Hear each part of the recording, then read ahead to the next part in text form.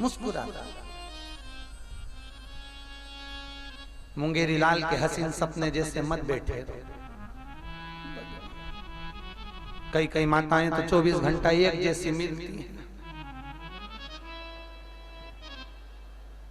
उनको देख के दया आ जाती। काय को कथा में आ गई, घर चली जा, टीवी देख ले, मत बैठ, तेरा मुंडा देख लूं तो कथा नहीं। ऐसी बैठी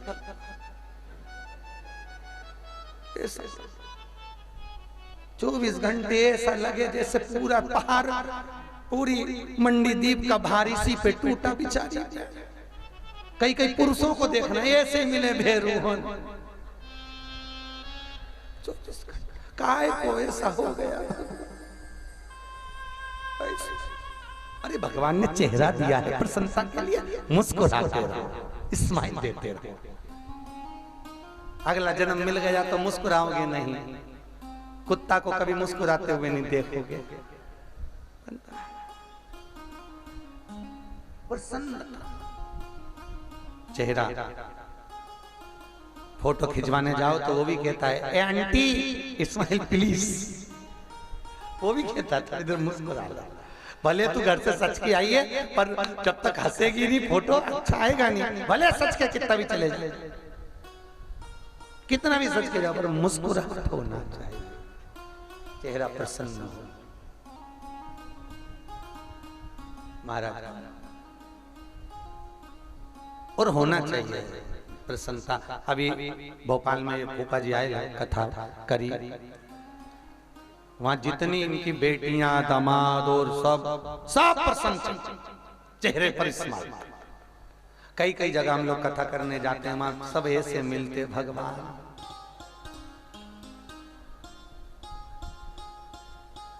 धोख भी लगाएंगे तो ऐसे लगाएंगे। एक बार काला पीपल में कथा करने गए, वहां एक अम्मा जी मिल गई। बहुत पुरानी बात है, कम से कम 18-19 साल पहले की बात, बल्कि और ज्यादा समय हो गया होगा, और ज्यादा समय हो गया। अग्रवाल महिला मंडल की कथा थी। हमको क्या मालूम था कि पंडाल में एक आध माता ऐसी बैठी है कि उसको ज्यादा हंसा दो तो काट खाती है,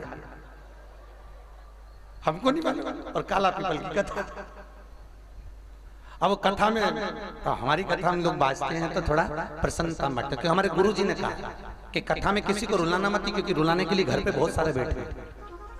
कथा में आए तो प्रसन्न रखना किसी को भी, सब में रब बसता है, हमारे गुरु का कहना था। सबके चेहरे पर प्रसन्नता होना चाहिए।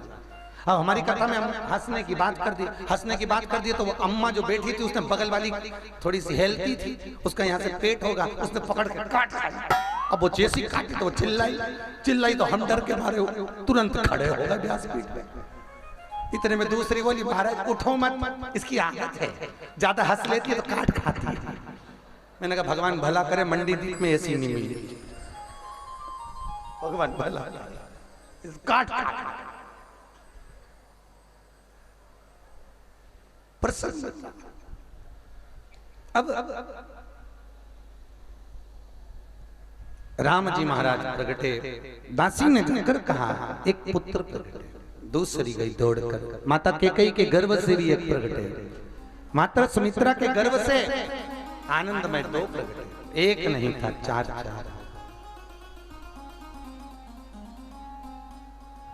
पूरी अयोध्या में आनंद हो गया, अवधपुरी में बधाइयां बज रही। राम जी महाराज का प्रागट्य, अवधपुरी आनंद में, चारों तरफ सुख ही सुख समाहित हो गया। आया समय, बालक का नामकरण संस्कार किया, राम के साथ लक्ष्मण, भरत जी के साथ शत्रुघ्न की जोड़ी बनाई। एक नम्र है तो एक क्रोधी है। राम जी नम्र हैं, लक्ष्मण क्रोधी, भरत जी नम्र हैं तो शत्रुघ्न क्रोधी, जोड़ी बनाई। वर और कन्या की जो जोड़ी बनती है वो पंडित जी हमेशा सोच कर बनाते हैं। लड़का गुस्से वाला हो तो लड़की नम्र हो, लड़की गुस्से वाली हो तो लड़का नम्र हो। वैसे तो लड़का बेचारा हमेशा नम्र ही रहता है, ऐसा नहीं है। और नम्र नहीं भी रहेगा तो घर में सबसे पहली रोटी गाय की बनती है, पत्नी बनाकर उसको गाय की रोटी खिला देती, बेचारा गौ माता जैसा हो जाता है। तो नम्रता तो उसको रहती रहती है वैसे। राम चलिए आनंद सुख समय आया, विद्या ध्यान करने के लिए पहुंचे। और विद्या ध्यान करने के लिए जैसे राम जी महाराज पहुंचे हैं, विद्या ध्यान कर कर पधारे हैं, विद्या ध्यान। और राम पधारे, विश्वामित्र बाबा आ गए लेने के लिए। राम लक्ष्मण को लेकर चले, तारका का संहार करा, मारीचादिक राक्षसों को मार गिराया, जाने लगे। जनक बाबा के दरबार पर विश्वामित्र बाबा कहते हैं कि राजा जनक के घर में बेटी का स्वयंवर है, राम तुम्हें चलना है। राम जा अहिल्या को तारते हुए मेरे राम जनकपुरी में प्रवेश कर। जनकपुर की माताएं सब राम जी को छत पर खड़ी होकर खिड़कियों में से, झरोके में से देख रही है। जनकपुर की माताएं राम जी का दर्शन कर रही, पर राम किसी को नहीं देखे, निगाह उठाकर ऊपर तो देखे ही नहीं। वो तो मर्यादा पुरुषोत्तम राम थे जो निगाह उठाकर नहीं देखे। इस जगह पर हमारे कन्हैया जी होते तो निशानी लगा के ऊपर चढ़ जाते। वो तो राम जी थे जो मर्यादा पुरुषोत्तम थे। जनकपुरी में पहुंच गए। बड़े बड़े शूरवीर राजा धनुष को उठाने के लिए आए हैं, किसी से नहीं उठा, किसी से नहीं। तब जनक जी की आंख में आंसू आए। क्या पूरी राज सत्ता शूरवीरों से विहीन हो गई?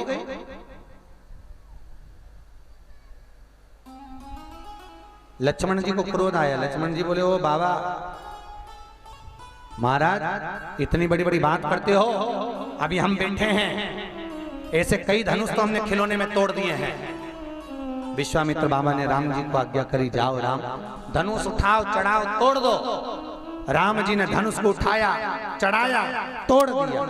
जैसे टूटा, सीता जी जयमाला लेकर पधारी। स्टेज प्रोग्राम प्रारंभ हुआ। होता है मंडी जी में स्टेज प्रोग्राम, शादी के समय पे लड़की आती है जयमाला लेके, दो उसका लहंगा संभाल के चलती। मेरे को एक बात समझ में नहीं आती, उससे उसका लहंगा नहीं संभले तो घर का ही संभालेगी।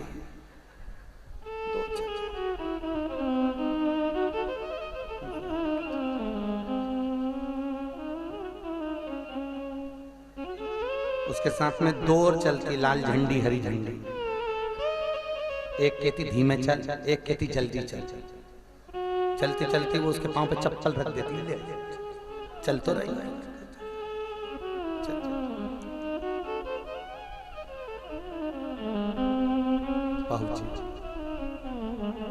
कोई पूछ रहा था, गुरुजी पहले जब भोजन होता था तो पंगत में भोजन के बाद झाड़ू लगती थी, उसके बाद दूसरी पंगत बैठती थी। सही है कि गलत है? आज के जमाने में भोजन होता है तो झाड़ू तो लगती ही नहीं है। हमने का लगाने की जरूरत भी नहीं है। माता इतना लंबा लहंगा पहन के आती, जहां से निकल के जाती वहीं का डिस्पोजल साफ कर जाती। काय को फालतू का वेटर का पैसा लगा, जब अच्छा सा काम हो रहा है।